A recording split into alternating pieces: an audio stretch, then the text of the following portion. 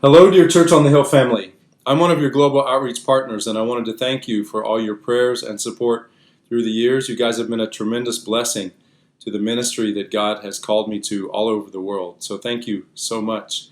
It's during this time that God has really impressed upon me the importance and the value of the relationships that He's put in my life. Relationships with supporters like you, with my family, with friends, with ministry partners, with my colleagues.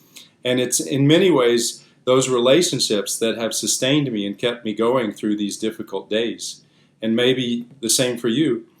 But as I was thinking about this and the role that relationships have played in my life, it brought me to an encounter in Exodus chapter 18, verses 13 to 27, where Moses and his father-in-law have an encounter. And what we read in verse 13, "And so it was on the next day that Moses sat to judge the people, and the people stood before Moses from morning until evening." So Moses was going on about his work. He was leading, he was judging the people, and he was very busy.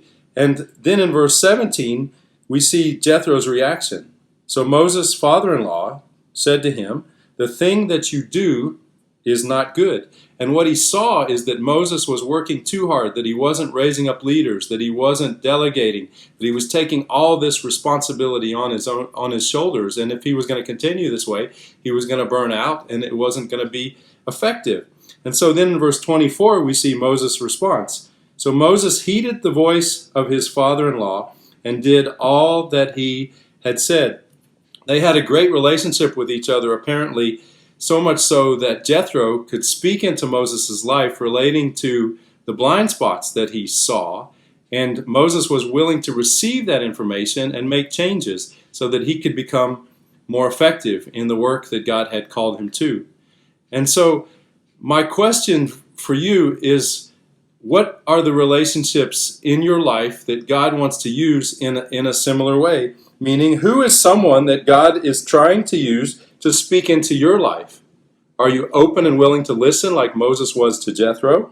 And then, who is someone that God wants you to speak into their life so that you can also help them to see the blind spots and that you can help them to become more effective and a better follower of Jesus? So I hope you'll consider these questions. Read this encounter in chapter 18, verses 13 to 27. Be encouraged, and let's make use of this time and really encourage one another in the relationships that God has given us to become more like Jesus as we walk with Him each day. Thank you for listening.